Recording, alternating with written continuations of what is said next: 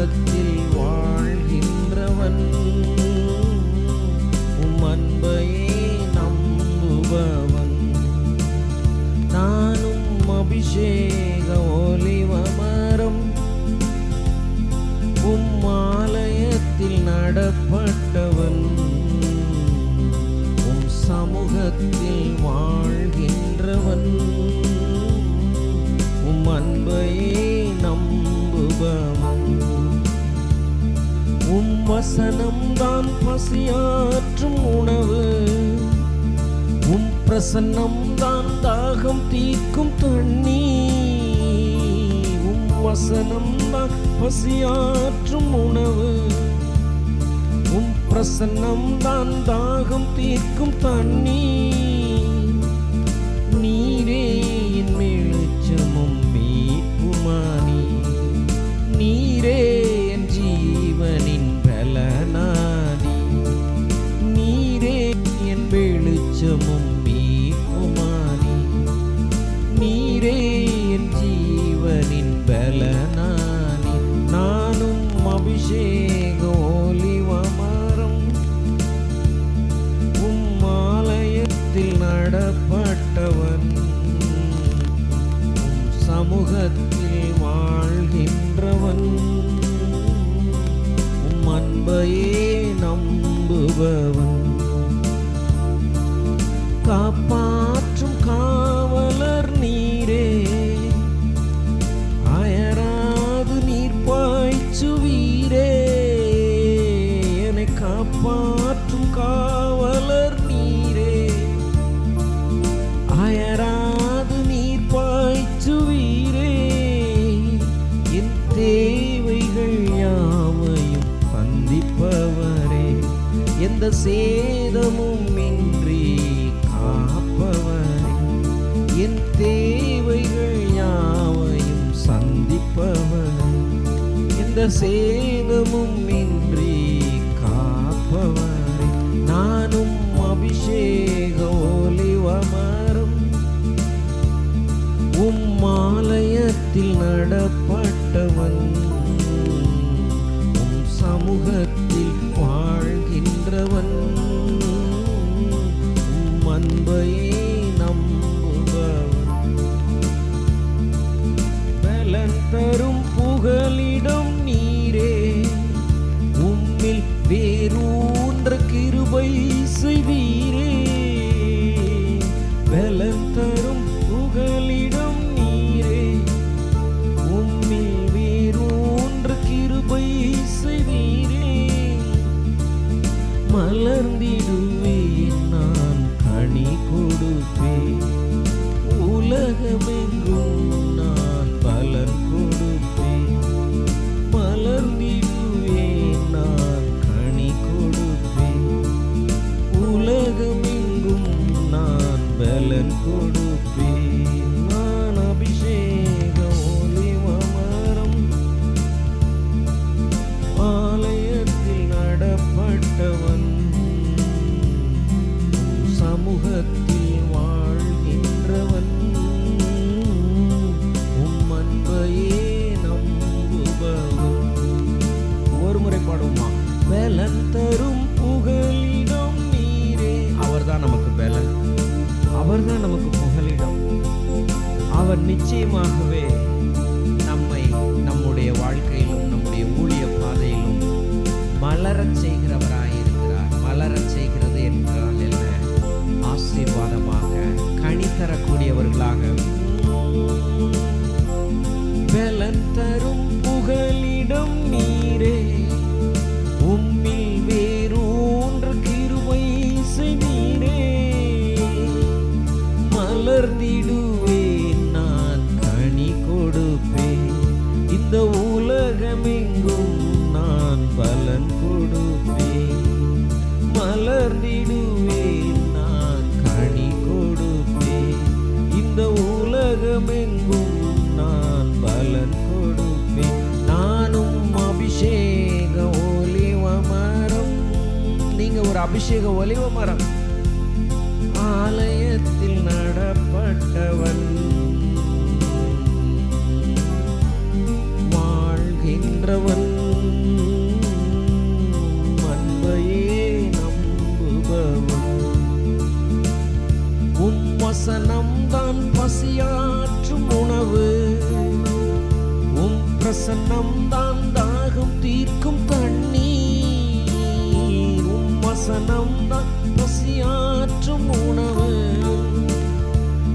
பிரசன்னம் தான் தாகம் தீர்க்கும் தண்ணீர்.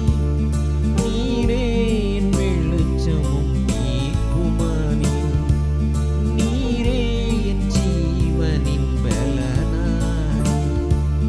நீரே என் வெளிச்சமும் மீட்புமானி. நீரே என் ஜீவனின் பலனாய். நானும் அபிஷேக ஒலிவமரம் உம்மாலயத்தில் நடப்பட்டவன். உம் சமூகத்தில் வாழ்கின்றவன். உம் அன்பை நம்புபவன்.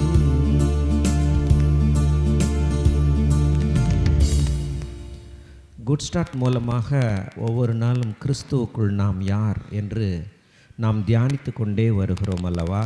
இந்த நாளிலும் கூட 2 கொரிந்தியர் 1வது அதிகாரம் 21, 22 நாம் தியானிக்க போகிறோம். உங்களோட கூட எங்களையும் கிறிஸ்துவுக்குள் ஸ்திரப்படுத்தி நம்மை தேவனே அவர் நம்மை முத்திரித்து நம்முடைய இருதயங்களில் என்னும் அச்சாரத்தையும் கொடுத்திருக்கிறார். அல்லேலூயா. இங்கே பாருங்க, நீங்களும் நானும், பவுல் எழுதுகிறார், ஊழியம் செய்கிற நானும், விசுவாசிகளாக தேவனுக்குள் ரட்சிக்கப்பட்ட நீங்களும் தேவனாலே கிறிஸ்துவுக்குள் எஸ்டாப்ளிஷ் பண்ணப்பட்டிருக்கிறோம், ஸ்திரப்படுத்தப்பட்டிருக்கிறோம், நிலைநிறுத்தப்பட்டிருக்கிறோம். அவருடைய பலத்தாலும் அவருடைய அன்பாலும் நாம் நிலைநிறுத்தப்பட்டிருக்கிறோம். தேவன் நம்மளை கிறிஸ்துவுக்குள் ஸ்திரப்படுத்தி விட்டார். அது மாத்திரல்ல, நம்மை அபிஷேகமும் பண்ணிவிட்டார். தேவன்தான் என்னுடைய சோர்ஸ், தேவன்தான் எனக்கு ஆதாரம், தேவன்தான் எனக்கு பலன். எனக்கு மட்டும் இல்லை, உங்களுக்கும் அவர்தான் பலன், அவர்தான் உங்களுக்கு ஆதாரம்.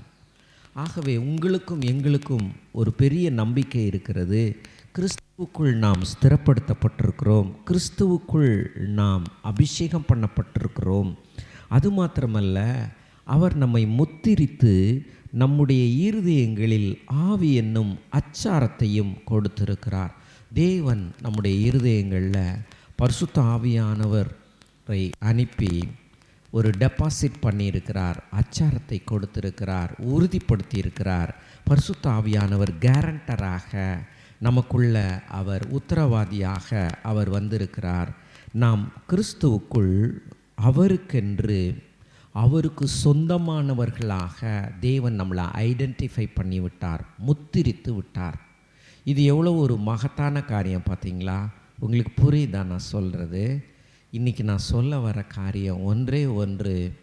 பவுலுக்கும் கொரிந்து பட்டணத்தில் இருக்கக்கூடிய விசுவாச பிள்ளைகளுக்கு மாத்திரம் அல்ல, இன்றைக்கு உங்கள் குடும்பங்களையும் உங்கள் பிள்ளைகளையும் உங்களுடைய சகோதர சகோதரிகள் விசுவாச நண்பர்களையும் தேவன் கிறிஸ்துவுக்குள் ஸ்திரப்படுத்தி அபிஷேகித்து முத்திரை போட்டிருக்கிறார். நீங்கள் அவருக்கு சொந்தமானவர்கள். ஒரு காட் சென்டர்டு ஒரு லீடராக பவுல் இருக்கிறார்.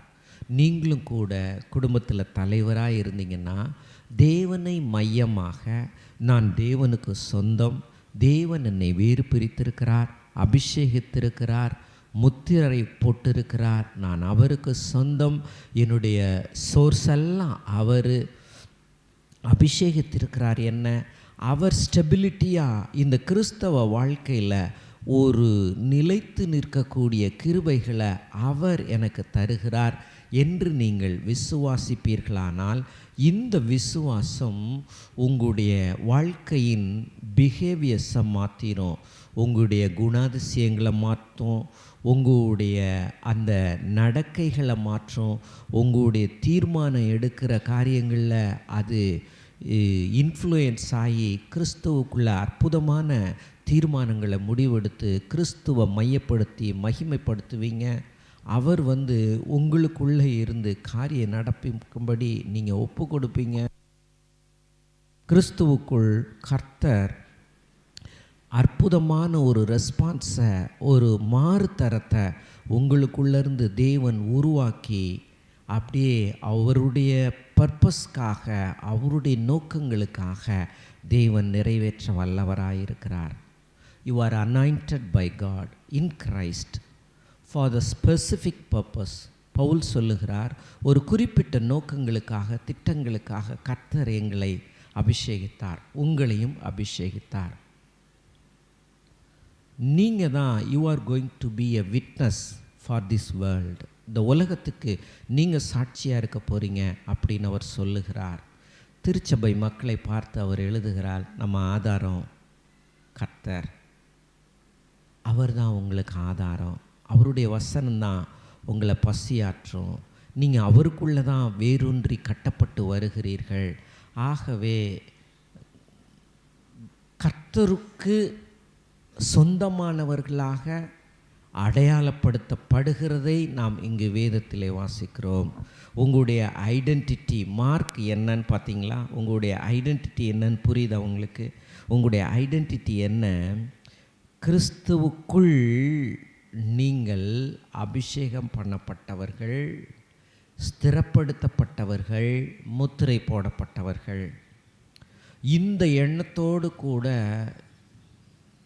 you have to go to do the businesses. வியாபாரங்களை செய்கிறதுக்கு இந்த அஷ்யூரன்ஸோடு கூட நீங்கள் போங்க. தேவன் உங்களை ஒரு நிலையாக நிறுத்தி உங்களோடு கூட மற்றவர்களையும் கொண்டு வந்து அந்த நிலையில்லாத இந்த உலகத்தில், ரட்சிப்பற்ற இந்த ஸ்திரத்தன்மை இல்லாத, அணுதினமும் சோர்ந்து போய் பலன் இல்லாமல் கவலையோடும் கண்ணீரோடும் இருக்கிற ஜனங்களை கூட்டிகிட்டு வந்து உங்களை மாதிரியே நான் ஸ்திரப்படுத்த விரும்புகிறேன் என்று சொல்லி பவுல் அவர்களை உற்சாகப்படுத்தி சூப்பராக எழுதுகிறார் பாருங்க. கிறிஸ்தவ வாழ்க்கை என்பது சூழ்நிலைகளை மையப்படுத்தியும் மற்றவர்களுடைய வார்த்தைகளை மையப்படுத்தியும் அல்ல, வேத வசனங்களை மையப்படுத்தியும் தேவனை மையப்படுத்தியும் அபிஷேகத்தை மையப்படுத்தியும் வாழுகின்ற ஒரு வாழ்க்கை. உங்களுடைய வாழ்க்கையை அப்படியே வசனங்களை உங்களுடைய வாழ்க்கையில் அப்ளை பண்ணி அதை செயல்பாட்டுக்கு கொண்டு வந்து அதை ப்ராக்டிஸ் பண்ணுகிற காரியங்களில் நீங்கள் ஈடுபடுங்க. நீங்கள் தேவனுக்கு சொந்தமானவர்கள், முத்திரை போடப்பட்டிருக்கிறீர்கள். தேவன் உங்களை அவருடைய நோக்கங்களுக்காக, திட்டங்களுக்காக அபிஷேகித்திருக்கிறார். ஆகவே அவங்க என்ன சொல்கிறாங்க, இவங்க என்ன சொல்கிறாங்கன்னு அடுத்தவங்க நோக்கங்களுக்காக வாழ்கிற வாழ்க்கையை விட்டுட்டு கிறிஸ்துவின் நோக்கங்களுக்காக. கிறிஸ்துவின் நோக்கம் என்ன? கர்த்தர் நல்லவர் என்பதை நீங்கள் ருசித்து பாருங்கள். அவர் மீது நம்பிக்கையாக இருக்கிற மனுஷன் பாக்கியவான். நீங்கள் அவரை நல்லவர்னு ருசி பார்த்து, நீங்கள் அவரை வல்லவர்னு ருசி பார்த்து, நீங்கள் அவரை உங்களுடைய அனுதின காரியங்களில் அவருடைய நாமத்தின் மேலே, அவருடைய ப்ராமிஸின் மேலே, வாக்குத்தத்தத்தின் மேலே நீங்கள் நம்பிக்கை வைத்து அப்படியே அது நடக்க ஆரம்பிக்கும்போது ஒவ்வொரு நாளும் நீங்களும் you will experience the anointing and the power of God in your life. தேவனுடைய வல்லமையும் அபிஷேகத்தையும் நீங்கள் அனுபவிக்க ஆரம்பிப்பீங்க. இது எவ்வளோ ஒரு மகத்தான காரியம் பாருங்கள். என்னோட கூட சொல்கிறீங்களா? உங்களோட கூட எங்களையும் கிறிஸ்துவுக்குள் ஸ்திரப்படுத்தி நம்மை அபிஷேகம் பண்ணினவர் தேவனே. அவர் நம்மை முத்திரித்து நம்முடைய இருதயங்களில் ஆவி என்னும் அச்சாரத்தையும் கொடுத்திருக்கிறார். இந்த அருமையான ஒரு போதகர் டாக்டர், அவர் எவ்வளவு அருமையாக எழுதியிருக்கிறார் பாருங்களேன். இந்த பாடலில் நீரே என் வெளிச்சமும் நீரே என் மீட்புமானீர், நீரே என் ஜீவனின் பலனானீர், என் தேவைகள் யாவையும் சந்திப்பவர் நீரே அப்படின்னு சொல்லிட்டு பலன் உங்கள்கிட்ட தான் எனக்கு வருது என்று சொல்லுகிறார். தன்னை ஒரு அபிஷேக ஒலிவ மரமாகவே அவர் எழுதி சித்தரித்து இதை பாடியிருக்கிறார். இன்றைக்கு நான் சொல்கிறேன், பவுல் மூலமாக ரட்சிக்கப்பட்ட கொரிந்து சபை விசுவாச பிள்ளைகளும் மற்ற விசுவாசிகளும் இப்படி வாழ்ந்து தேவ நாமத்தை மகிமைப்படுத்தியிருப்பார்கள் என்றால் நீங்களும் நானும் இந்த காலை வேளையில் குடும்பமாக கிறிஸ்துவுக்குள் நான் ஸ்திரப்படுத்தப்பட்டிருக்கிறேன். அவருடைய வல்லமையால் கிறிஸ்துவுக்குள் நான் அபிஷேகம் பண்ணப்பட்டிருக்கிறேன். ஆகவே அவருக்குள்ளே நான் வேரூன்றி நிலைத்து நிற்கிறதற்கு நான் அவரையே சார்ந்திருக்கிறேன். அவருக்கு சொந்தமாக நான் முத்திரை போட பண்ணப்பட்டவும் இருக்கிறேன் என்கிற வெளிச்சம் உங்களையும் என்னையும் பாதிக்கட்டும். இதை நீங்கள் மனசில் வைங்க. மனசில் வச்சு இந்த நாள் முழுவதும் தியானம் பண்ணுங்கள். நானும் இல்லை, நீங்கள் மட்டும் இல்லை, எல்லாருமே கிறிஸ்தவ திருச்சபைகளில் இருக்கக்கூடிய தேவ பிள்ளைகள், இந்த வீடியோவை பார்க்கக்கூடிய தேவ பிள்ளைகள் இந்த அருமையான வசனத்தை உங்கள் மனசில் கொண்டு வந்துட்டு நாளெல்லாம் இந்த பாடலை பாடிக்கிட்டே இருங்க. பலனை உணர்வீங்க, அபிஷேகத்தை உணர்வீங்க, அவருடைய நீர்ப்பாய்ச்சுதலை உணர்வீங்க. நீங்கள் அபிஷேக ஒலிவ மரமாகவே வாழுவீங்க. பிறருக்காக நீங்கள் உங்கள் குடும்பத்துக்காக பிறருக்காகவும் கனி தருவீங்க. தேவன் உங்களை எதுக்கு அபிஷேகம் பண்ணினாரோ இந்த பூமியில் அதுவும் நிறைவேறும். உங்கள் வாழ்க்கை வெற்றியுள்ள வாழ்க்கையாக ஜெயம் நிறைந்ததாக இருக்கும். உங்கள் காரியங்கள் எல்லாம் ஜெயமாய் முடியும். நீங்கள் உங்களை கிறிஸ்துவுக்குள்ளே இப்படி பிக்சரைஸ் பண்ணும்போது தான் உங்களுடைய குணாதிசயங்கள் மாறும், உங்களுடைய ரெஸ்பான்ஸ் மாறும், எல்லாமே மாறும். அதை பாடுவோமா? ஆமென்.